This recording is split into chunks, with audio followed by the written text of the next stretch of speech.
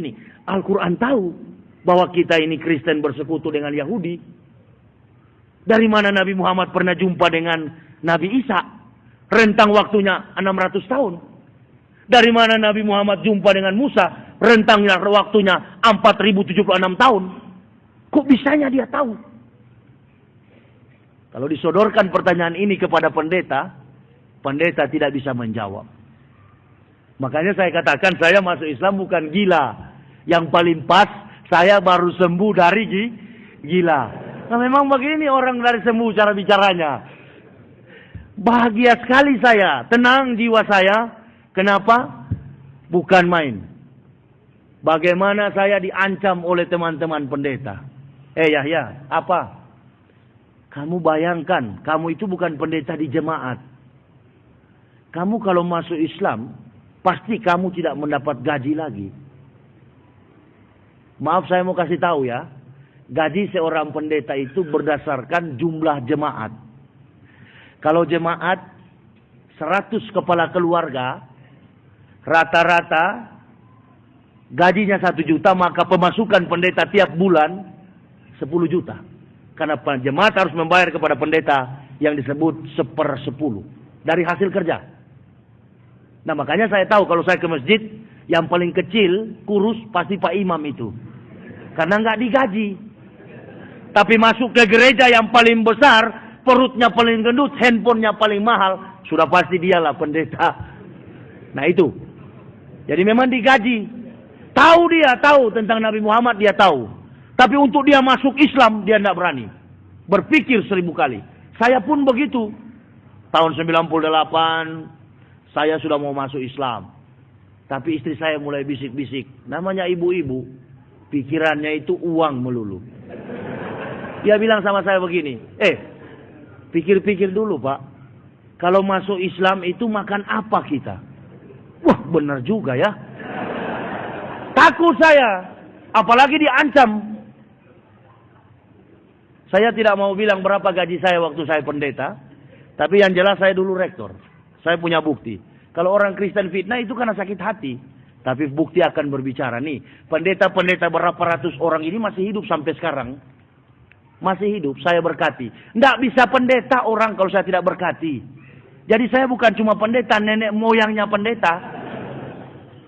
Makanya saya berani nulis buku. Surga bagi Islam, neraka bagi Kristen. Saya mau lihat. Pendeta mana yang paling kaliber? Jam terbangnya, lompatan logikanya. Siapa? Tidak ada yang lain. Kecuali yang sedang berbicara ini. Saya bukan Yusuf Roni, pembohong kelas berat. Yusuf Roni pun saya tulis dalam buku ini. Waktu saya pendeta sempat dia tipu juga. Dia ngaku dia mantan kiai. Ya karena saya nggak tahu isi Al-Quran, iya saja. Ada ayat-ayat yang dipalsukan oleh Yusuf Roni. Begitu saya masuk Islam, saya banyak ketemu para kiai. Saya tanya, wah Yusuf Roni itu nggak benar, residivis, keluar masuk penjara. Lalu saya ke pengadilan dan bikin ini bukunya tentang Yusuf Roni yang Abu Nawas. Ternyata orang-orang yang murtad dari Islam itu bukan orang-orang pintar. Orang-orang yang hidupnya miskin secara ekonomi dan kemudian sumber daya alam, sumber daya manusianya lemah. Pendidikan formalnya paling SD. Itu yang kebanyakan murtad. Oh, saya katakan berarti dia sudah tipu saya. Nah, saya bikin buku. Para pendeta-pendeta di Manado itu mengatakan begini. Yahya, kalau Islam itu memang benar, kenapa di tiap kali ada gempa selalu orang Islam yang kena sasaran? Oh, saya bilang ini pertanyaan yang bagus sekali untuk saya jawab. Orang Islam kena gempa itu wajar. Kenapa? Karena Tuhan, saya katakan, waktu itu saya debat di Manado sana di Unsrat, Universitas Samratulangi dengan Profesor Tilaar. Saya katakan, kalau Tuhan menghukum orang karena berbuat dosa, sebenarnya bukan Padang atau Aceh. Di mana kira-kira? Di mana? Di Bali sana manusia hidup seperti hewan. Tapi kenapa tidak datang tsunami? Oh, dia bilang betul juga ya. Saya bilang enggak. Sedangkan di Manado ini kok kenapa enggak di Manado? Pendeta habis pimpin kebaktian mabuk kok bagaimana? Masuk gereja sudah minum alkohol, minum bir, biasa. Karena ada juru selamat. Di Islam tidak ada juru selamat, cari selamat masing-masing. Nah, lalu ini pendeta, dia jawab, dia katakan sama saya, kok bisa begitu? Iya. Islam itu, orang Islam itu paling rawan sekali. Kalau dia sudah beragama Islam, lalu dia mencoba untuk tidak benar dengan Islam, ada bukti kok. Nggak usah kita saling tuduh. Satu, hidupnya melarat miskin. Yang kedua, di dalam segala bentuk realita kehidupan, sulit keluar daripada kesulitan-kesulitan hidup. Yang ketiga, penyakit berat datang. Yang keempat, dipermalukan oleh Allah. Seperti pejabat-pejabat itu. Nah itu. Jadi kita tidak terlalu banyak teori. Lihat di bukti aja. Ini Muslim KTP yang mana? Itu yang sudah sana. Yang pemulung-pemulung sampah. Sebenarnya tidak ada orang beriman itu miskin. Bukan miskin, kekurangan. Pas-pasan boleh, tapi jangan terlalu miskin. Sedangkan orang kafir diberi harta oleh Allah. Saya masuk Islam 4 bulan. Sempat jual plastik begini di Jakarta Utara, Kampung Beting. Coba tanya, yang tolong saya hanya Ketua Majelis Ulama Indonesia, Bapak Kiai Haji Katamas. Itu.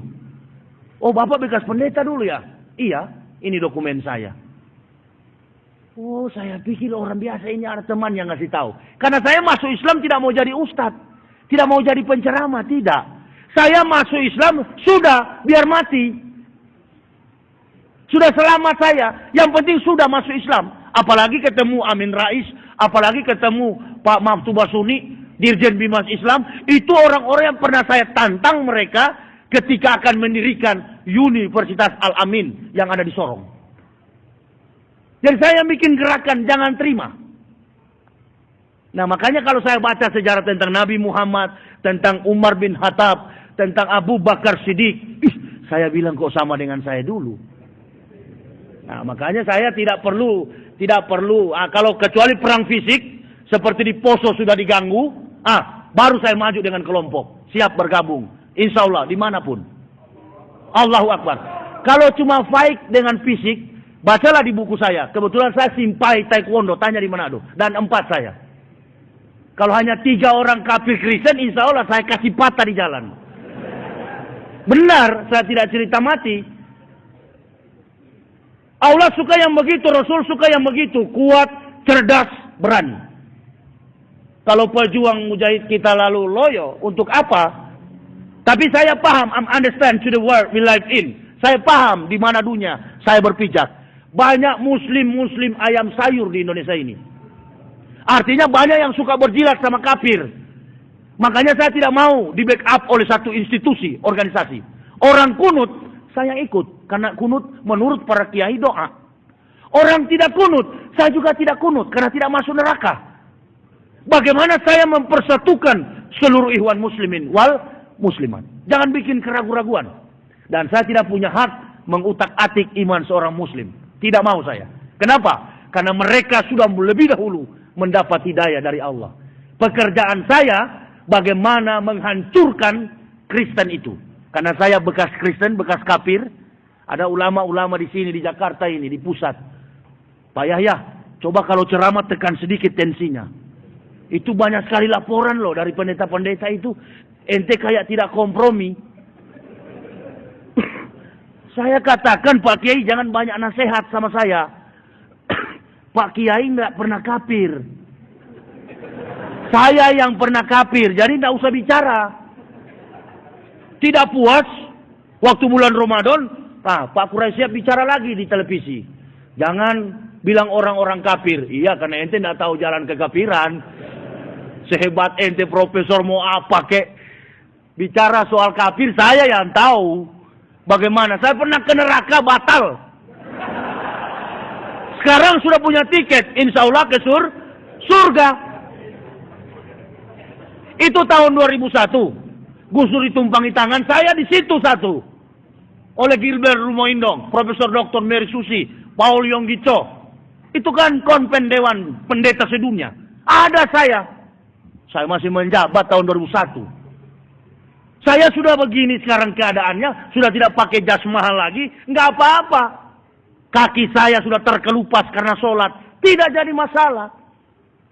Saya tidak punya jas all England lagi, tidak punya pentofel lagi, tidak punya dasi lagi. No problem. Saya hidup dengan tenang, penyakit saya sembuh, bahkan saya tidak tidur, jarang tidur, makan tidak teratur. Tetapi alhamdulillah saya masih sehat sampai hari ini. Saya tahu besok saya akan mati.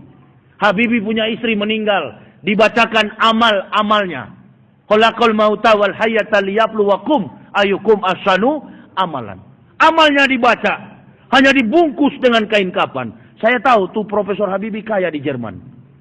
Tapi waktu saya lihat di dalam peti mayat, di dalam kain kapan yang dibungkus, lalu ditutup, ditimbun dengan tanah, tidak ada satupun harta yang dibawa oleh Ibu Haja Ainun ke dalam kubur. Sebaliknya, waktu saya masih pendeta dulu, teman saya pendeta Lambertus mati, bukan main dipesan, pakai dasi kupu-kupu, pakai jas all England, pakai sepatu mengkilat. Total biaya pada waktu itu mempersiapkan Lambertus mati 27 juta. Bayangkan. Orang Islam cuma kain kapan, masuk surga. Bagi yang menjalankan, yang Abu Nawas mampir dulu ente. Sampai benjol-benjol di situ baru sampai, kira-kira gitu. Makanya saya bilang, hei kafir-kafir, jangan menilai Islam dari manusia Muslim yang KTP. Itu yang main Islam, sinetron Islam KTP, semua KTP semua itu. Mau jadi contoh tapi salah contoh. Ada sinetron kiai terbang dari pohon ke pohon. Ini betul-betul mau merendahkan Islam. Gak begitu ajaran Islam. Saya yang tukang bela. Orang bicara tentang kerasulan Nabi Muhammad. Dari Al-Quran, dari hadis, dari logika. Apalagi sini kita berhadapan. Begitu. Kalau Umar bin Khattab ketika orang bicara jelek, bicara miring tentang Muhammad, beliau menghunus pedang, ya kami lain. Ada orang bicara tentang Rasul miring, kami yang siap menghadapi. Tidak berani. Tidak ada yang berani. Kecuali secara diam-diam lewat internet.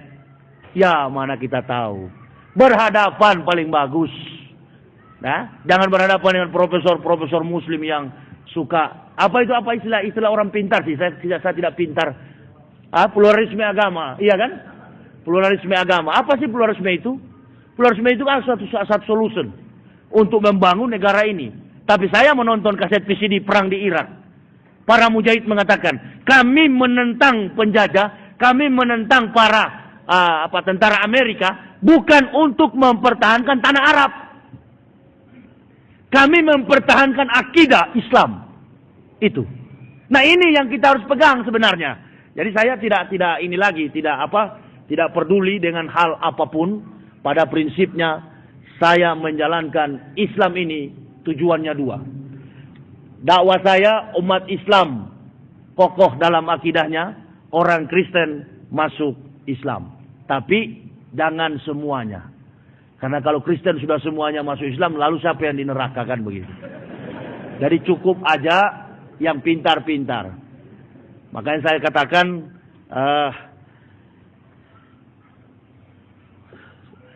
saya katakan bahwa saya, istri dan 3 orang anak sangat bersyukur.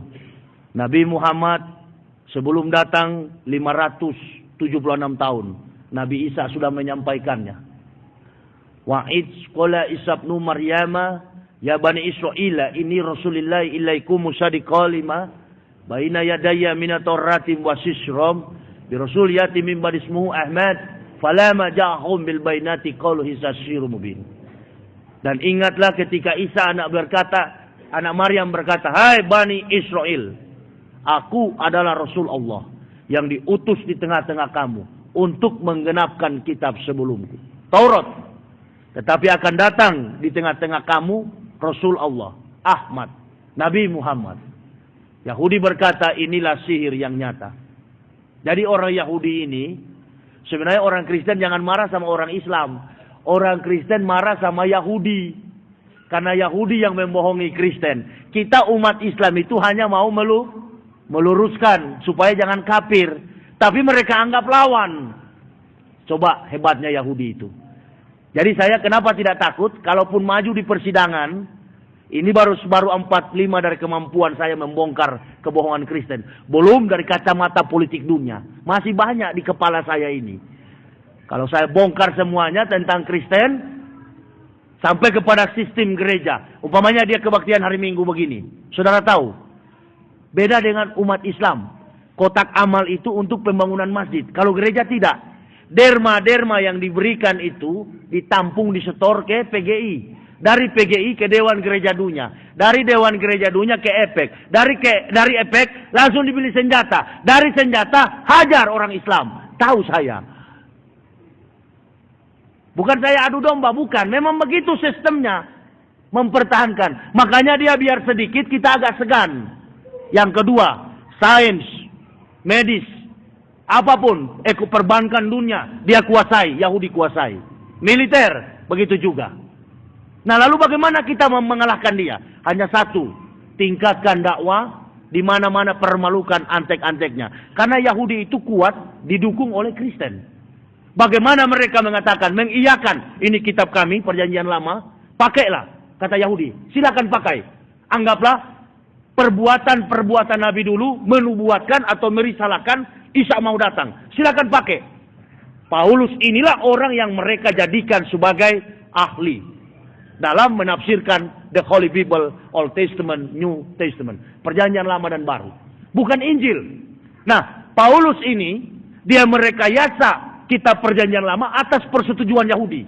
Dengan begitu, banyak orang yang setuju.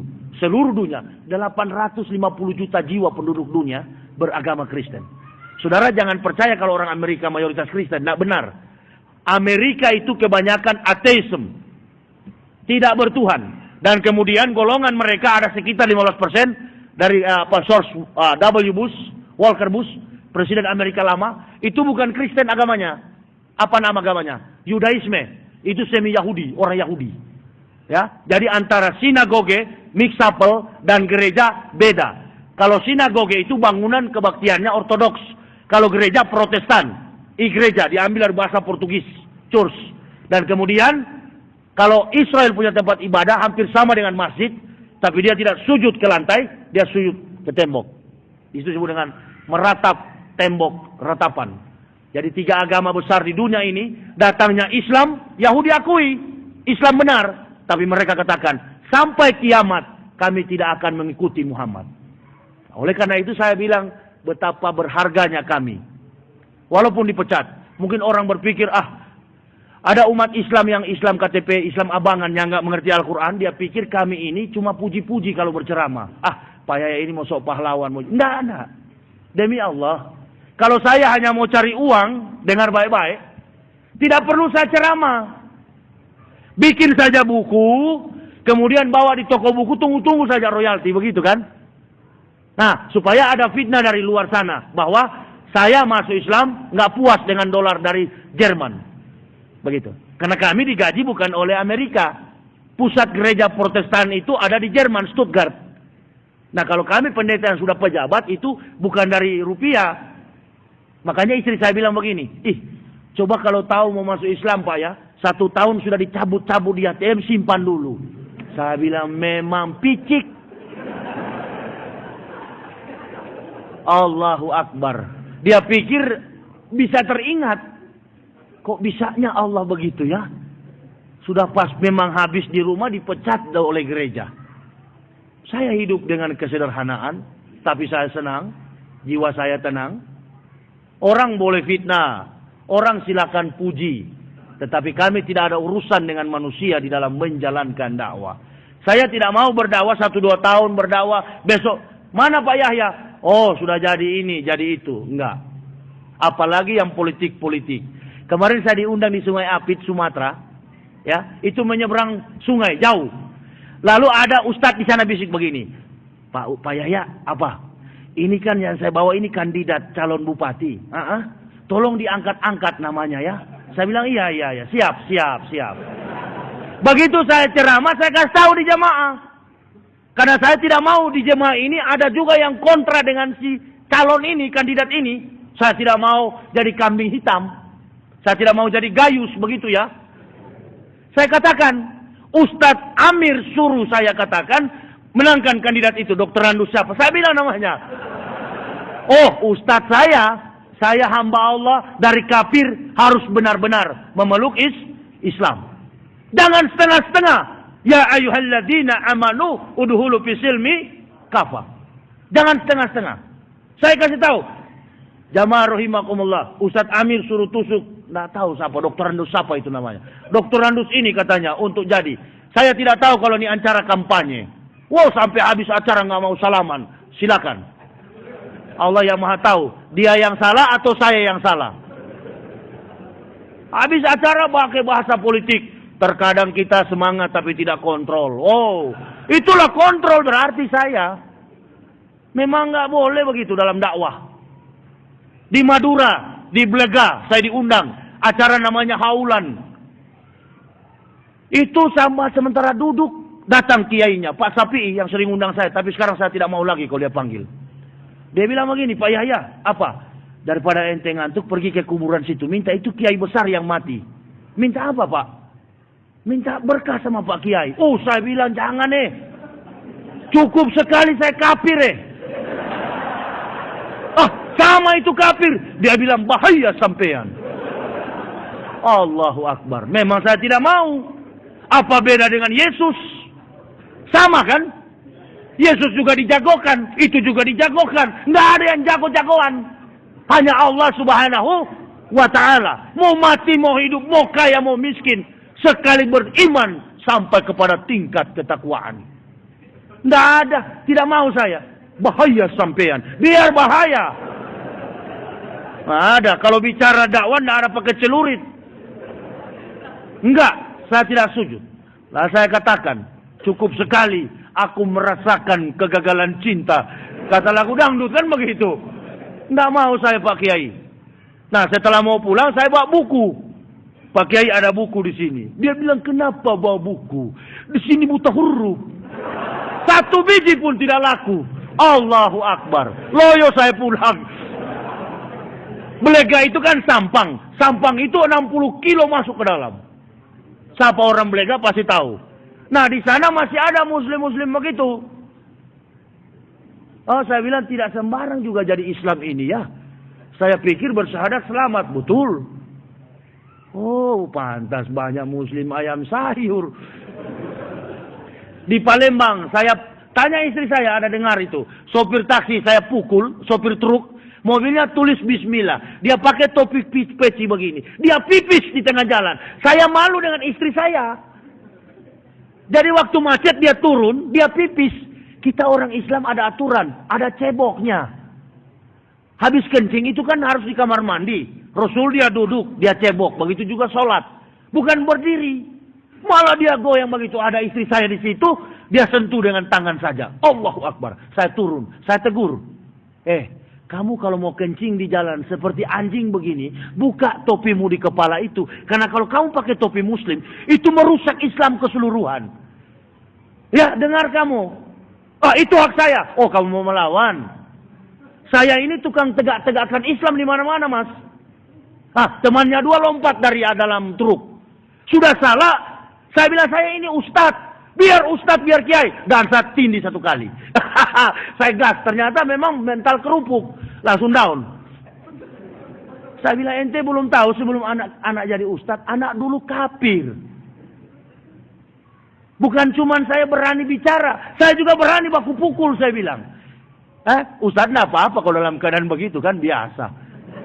Kalau loyo-loyo juga ya gampang dimakan sama polisi kan. Begitu. Saya tarik ini. Kamu tahu, saya dulu bekas Kristen. Saya sama dengan kamu dulu. Yang malah yang paling saya takut masuk Islam itu disunat. Saya pikir-pikir ini kalau bukan pingsan mati. Jadi begitu disunat jadi bersih. Benar. Jadi bersih kalau saya pakai sempak warna putih. Celana dalam warna putih. Tidak kuning-kuning lagi. Tapi dulu Allahu Akbar la ilaha illallah. Bukan main joroknya. Sakit-sakitan juga. Nah, dengan Islam saya sehat, alhamdulillah, dan saya tidak cari-cari muka. Pokoknya saya mau disuruh atau tidak tetap saya dakwah.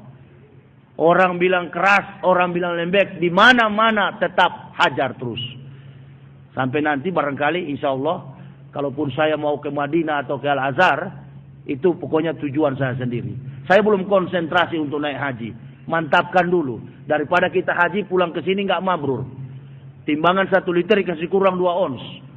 Nah, pukulan 2 kali kalau masuk kubur itu. Itu orang-orang seperti itu. Jadi saya pikir Islam itu gampang, setelah bersyahadat sudah. Oh, ternyata bukan. Untuk mencapai tingkat ketakwaan itu banyak prosedural yang perlu kita. Seperti tadi Ustaz sudah jelaskan, saya sempat simak banyak. Saya sempat simak. Nah, itu ya bidang-bidang Ustaz. Kalau saya enggak boleh masuk ke situ, jangan sok jagoan. Karena baru dari kafir, kemudian masuk Islam, jangan coba-coba menasihati umat Islam. Hormatilah mereka, karena mereka lebih dulu mendapat hidayah. Nah, kalau saya diberi, insya Allah, ilmu lebih banyak dari Allah, dan diperkenankan, diizinkan ke depan 5-10 tahun ke depan, insya Allah mungkin lebih bagus lagi akan menasihati jamaah. Tapi belum saatnya sekarang. Masih bodoh. Baca Al-Quran pun masih bengkok. Ya, jadi harus tahu diri. Yang penting semangat dan punya bukti dulu. Bagaimana jamaah Islam ditegakkan di Indonesia ini. Itu saja. Saya kira ada sesi pertanyaan ya, Ustaz. Silakan. Bagi siapa yang ingin bertanya. Saya juga fisik agak lemas nih. Kunang-kunang mata saya. Mungkin saya setelah ini saya mau istirahat dulu. Saya nggak mampu. Nanti kalau jamaah supaya lebih jelas lagi tentang pikiran saya, perjuangan saya, ada kaset dan PCD saya. Ada di bawah Ustaz ya. Kalau tidak ada di mobil saya. Di mobil di luar sana. Siapa yang ingin memilikinya silakan ambil.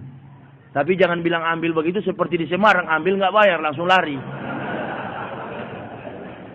Setelah saya ke mobil saya tanya, Mak. Sudah ada orang beli tadi itu buku? Ada Pak, banyak. Bukan beli Pak, mereka bilang Bapak suruh. Allahu Akbar. Saya bilang ya mungkin waktu itu juga niat saya memang jual buku. Barangkali dikasih kapok oleh Allah. Memang habis. Setengah barangkali. Sholat Jumat. Banyak kan? Bilang ambil aja di mobil. Langsung bergegas. Rata pokoknya. Pulang loyo saya. Karena cari-cari itu supaya laku. Begitu. Jadi buku ini maaf aja untuk membantu kami berdakwah. Dan insya Allah dari setiap saya ceramah di masjid 10